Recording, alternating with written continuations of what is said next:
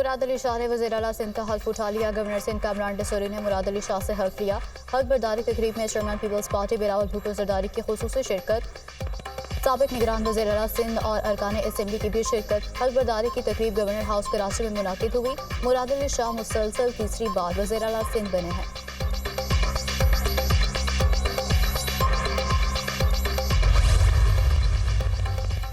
सदर आरिफ अलवी पर आइन तोड़ने के 2 मुकदमात होने चाहिए। एक अदम एतमाद में असेंबली तोड़ने और दूसरा इजलास ना बुलाने पर मुकदमा होगा। आइन में लिखा है कि हर हाल में 29 फरवरी को इजलास होना है। आरिफ अलवी आइन तोड़ रहे हैं। सुन्नी इत्तेहाद काउंसिल ने वोट के लिए राब्ता नहीं किया।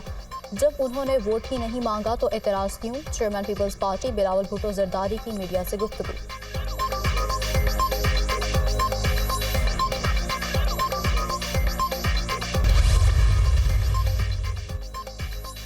बिजली के बाद पेट्रोल और डीजल महंगा करने की तैयारी। 1 मार्च से पेट्रोल 4.5 रुपये, डीजल 2 रुपये 50 पैसे फी लीटर महंगा होने का इम्कान।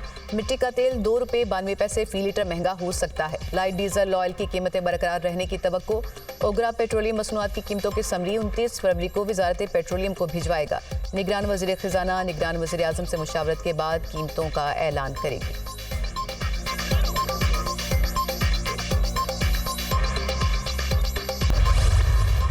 फैसला ये किया कि जो हमारे पास वोट मांगने आए हैं उनको चले हम जाके वोट देते हैं। जो दूसरा सियासी जमात है सुन्नी इत्तेहाद काउंसिल, उन्होंने मेरा वोट मांगा ही नहीं। अब वो कैसे एतराज़ कर रहे हैं कि किसी और का हुकूमत बन रहा है? खुद कोशिश नहीं करेंगे तो उनका हुकूमत तो नहीं बनता। वैसे हम सुन्नी इत्तेहाद काउंसिल के बहुत शुक्रगुजार हैं कि इन्होंने तो मरियम नवाज साहिबा को भी अनअपोज्ड चीफ मिनिस्टर इलेक्ट करवा दिए हैं। सदर आरिफ अलवी पर आइन तोड़ने के 2 मुकदमात होने चाहिए। एक अदम एतमाद में असम्बली तोड़ने और दूसरा इजलास ना बुलाने पर मुकदमा होगा। आरिफ अलवी आइन तोड़ रहे हैं, अपना फर्ज भी नहीं निभा रहे। सदारत आरिफ अलवी के बस की बात नहीं। बहुत सारे कानूनी मसाइल आरिफ अलवी के लिए मसाइल पैदा करेंगे। आइन में लिखा है कि हर हाल में 29 फरवरी को इजलास होना है। अफसोस अवाम ने मुझे वज़ीर आज़म बनने का मैंडेट नहीं दिया। पीपल्स पार्टी हुकूमत बनाने की पोजीशन में नहीं। आसिफ जरदारी को सदर मुंतखब कराएंगे। सियासतदानों को आईनी दायरे में रहना चाहिए, वरना 9 मई जैसे वाक़यात होंगे। सुन्नी इत्तेहाद काउंसिल ने वोट के लिए राब्ता नहीं किया। जब उन्होंने वोट ही नहीं मांगा तो एतराज़ क्यों? Chairman Peoples Party Bilawal Bhutto की मीडिया से गुफ्तगू।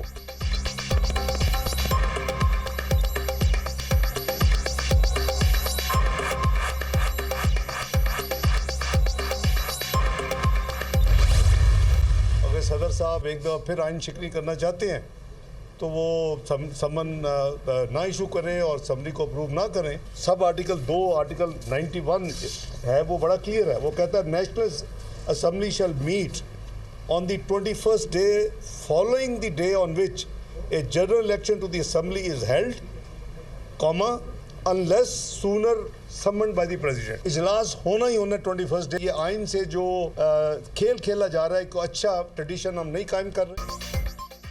21 दिन के बाद इजलास बुलाने का इख्तियार सदर के पास नहीं रहा। सदर एक बार फिर आइन शिकनी करना चाहते हैं तो उनकी मर्जी। आर्टिकल 91 बहुत वाज़ेह है कि इलेक्शन के बाद 21 दिन में इजलास होना ज़रूरी है। सदर सबरी पर दस्तखत नहीं करते तो मतलब वो नहीं चाहते कि इजलास हो। जिन अरकान का नोटिफिकेशन हो चुका, स्पीकर ने उनका हल्फ लेना है। कल बलूचिस्तान असम्बली के इजलास में नून लीग और पीपल्स पार्टी ताउन करेंगे। बलूचिस्तान में भी वज़ीर आला, स्पीकर, डिप्टी स्पीकर मिलकर मुंतखब करेंगे। चाहते हैं कि JUI बलूचिस्तान और विफाक में साथ चले। सब जमातें मिलकर चलती हैं तो मुल्क मुश्किलात से निकलेगा। सेनेटर इसाक डार की मीडिया से गुफ्तगू।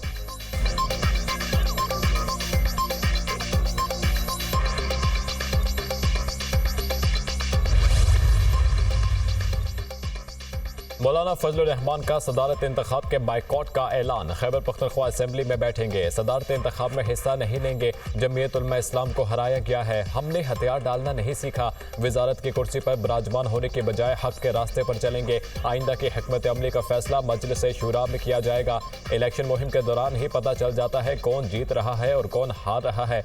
घरों में सोए और इलेक्शन से दस्तबरदार लोग जीत गए। इन लोगों से मुल्क चलने वाला नहीं है। चाहते हैं मुल्क में तमाम मामलात बेहतर तरीके से चले। JUI सरबराह मौलाना फजलुर रहमान की न्यूज़ कॉन्फ्रेंस।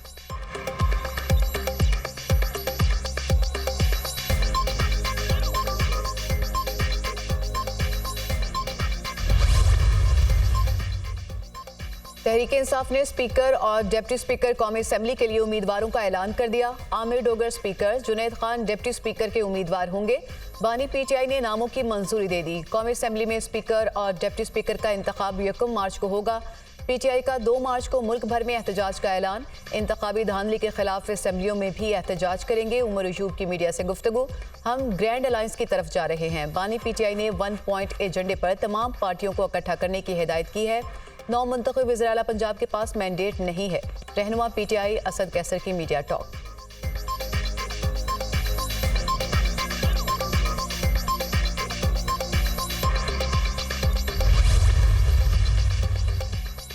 सुन्नी इत्तेहाद काउंसिल की मखसूस नशिस्तों का फैसला ना हो सका। सुन्नी इत्तेहाद काउंसिल की मखसूस नशिस्तों से मुतालिक केस की समाअत कल तक मुलतवी। इलेक्शन कमीशन की सुन्नी इत्तेहाद काउंसिल के वकला को दरख्वास्त देने की कॉपियां देने की हिदायत। मखसूस नशिस्तों से मुतालिक आइन और कानून की तशरीह होना बाकी है। इलेक्शन कमीशन ने मखसूस नशिस्तों से मुतालिक सुन्नी इत्तेहाद काउंसिल की समाअत का हुक्मनामा जारी कर दिया। MQM, पीपल्स पार्टी और नून लीग की दरख्वास्तों को यकजा कर दिया गया। हमने 86 उम्मीदवारों के डिक्लेरेशन जमा कराए। इलेक्शन कमीशन ने 81 को सुन्नी इत्तेहाद में शामिल किया। बैरिस्टर गौहर अली के दलाइल, हम अपनी मखसूस नशिस्तों के लिए आए हैं। अगर दीगर सियासी जमातें नशिस्तें लेना चाहती हैं तो ओपन कहें कि हम लेना चाहते हैं। MQM, नून लीग और PPP बतौर जमात आकर क्लेम करे। Barrister Ali Zafar. Election commission ने कल की समाअत के लिए तमाम पार्लिमानी पार्टियों को नोटिस जारी कर दिए।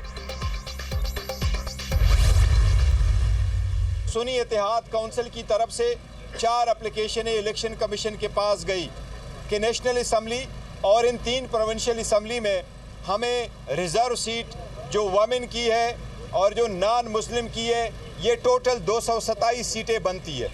इसमें नेशनल असम्बली में 60 वमेन की और 10 नॉन मुस्लिम की सीटें रिज़र्व है। इलेक्शन कमीशन से गुजारिश करेंगे कि आज तक आपके हर फैसले ने हमारे आईनी कानूनी हकूक़ का तहफ़्फ़ुज़ नहीं किया था। हमें बड़े अंदेशे थे। हम उम्मीद करते हैं इलेक्शन कमीशन इस मरतबा ज़रूर खुद ये सोचेगी कि ये इनका फैसला इंसाफ पे मबनी होगा। उम्मीद है इलेक्शन कमीशन अवाम की उमंगों के मुताबिक अपना फैसला सुनाएगा। इलेक्शन कमीशन ने आज तक हमारे आईनी और कानूनी हकूक़ का तहफ़्फ़ुज़ नहीं किया। हमने हर बार इलेक्शन कमीशन के फैसले का एहतराम किया। मखसूस नशिस्तों के फैसले तक कौमी असेंबली का इजलास नहीं हो सकता। बैरिस्टर गौहर की मीडिया से गुफ्तगू। उम्मीद है कि इलेक्शन कमीशन इस बार हकायक, आइन और कानून के मुताबिक फैसला करेगा। बानी पीटीआई के साथ खड़े रहेंगे, पीछे नहीं हटेंगे। साहबजादा हामिद रजा।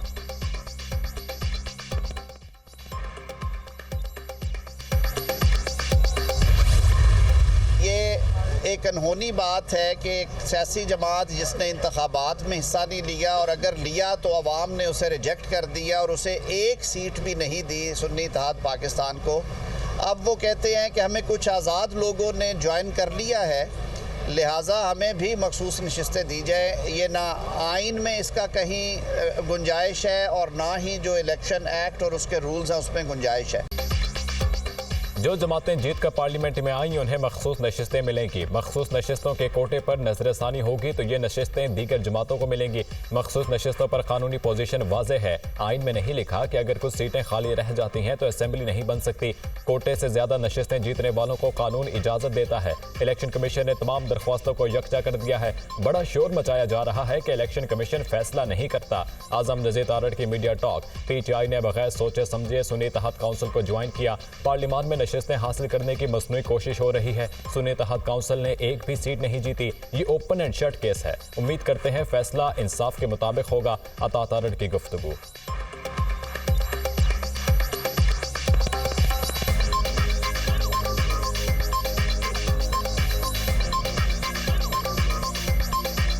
अब ये जोर जबरदस्ती करके, कानून की खिलाफ वर्जी करके, आइन को पामाल करके मखसूस नशिस्तें हासिल करने की जो ये साजिश की जा रही है, ये कामयाब हो ही नहीं सकती।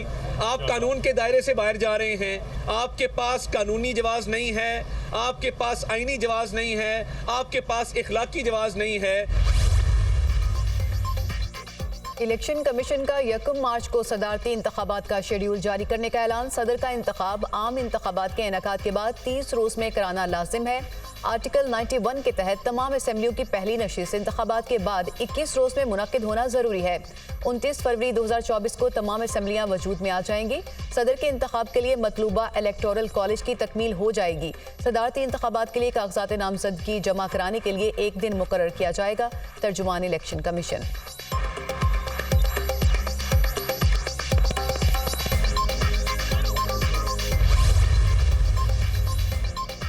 सदर ने कौमी असम्बली का इजलास ना बुलाकर ठीक किया। पार्टी जीती हुई है मगर मखसूस नशिस्तें नहीं दी जा रही। अवामी मैंडेट से बड़ी कोई चोरी नहीं हो सकती। इलेक्शन कमीशन से कोई उम्मीद नहीं। चीफ इलेक्शन कमिश्नर ने हमें लेवल प्लेइंग फील्ड नहीं दी, इनको इस्तीफा देना बनता है। जुल्म से पार्टी खत्म नहीं हुई, सबसे मजबूत जमात बन गई। IMF को खत भेजेंगे, खत में यही लिखा जाएगा कि सियासी इस्तेहकाम के बगैर मुआशी इस्तेहकाम नहीं आ सकता। बानी PTI की गैर रस्मी गुफ्तगू।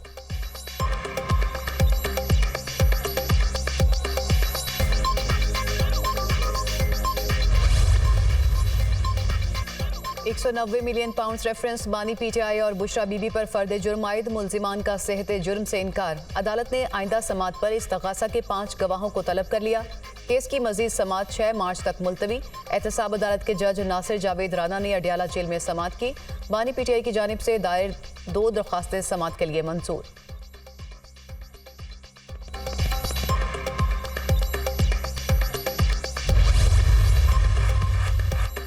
इलेक्शन कमीशन ने NA-15 माहसहरा में नवाज शरीफ की उजरदारी पर फैसला महफूज कर दिया। इलेक्शन कमीशन ट्रिब्यूनल्स बना चुका है। NA-15 का मामला ट्रिब्यूनल को भिजवाया जाए। वकील बाबर अवान के दलाइल। NA-130 लाहौर की इंतखाबी उजरदारी केस की समात 4 मार्च तक मुलतवी। रिटर्निंग अफसर ने रिपोर्ट इलेक्शन कमीशन में पेश कर दी। NA-130 में तमाम फॉर्म 45 और 47 क्लियर हैं। वकील नवाज शरीफ की वजाहत। इलेक्शन कमीशन ने कराची से कौमी असम्बली के 3 हल्कों से मुताल्लिक इंतखाबी उजरदारी की दरख्वास्तें मुस्तरद कर दी। दरख्वास्त गुजारों खुर्रमशेर जमान और दीगर को ट्रिब्यूनल से रुजू की हिदायत।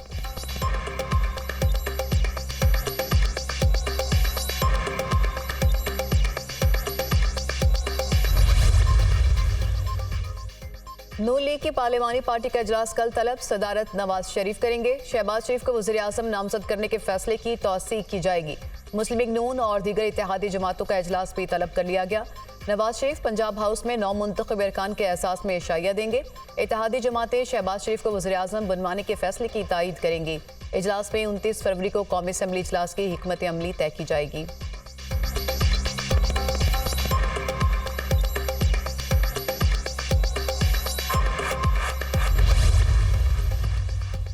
पंजाब असम्बली का इजलास कल सुबह 11 बजे तलब कर दिया गया। इजलास के सदारत स्पीकर मलिक अहमद खान करेंगे। इजलास में रवा माली साल का बकिया मुद्दत का बजट मंजूरी के लिए पेश किया जाएगा। निगरान हुकूमत के मंजूर करदा बजट की 29 फरवरी को मुद्दत खत्म हो जाएगी।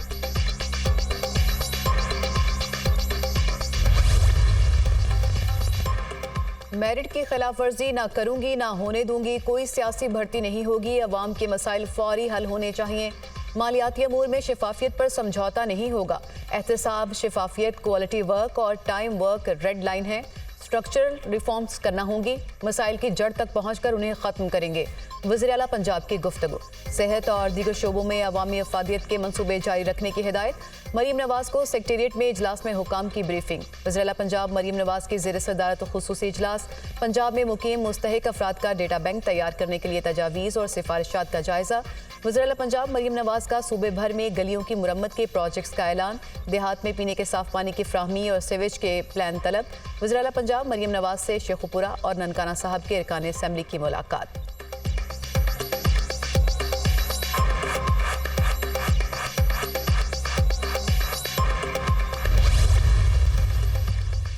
सेनेटर सरफराज बुगटी ने सेनेट की सीट छोड़ दी। सेनेटरशिप से इस्तीफा दे दिया। चेयरमैन सादिक संजरानी ने सरफराज बुगटी का इस्तीफा मंजूर कर दिया।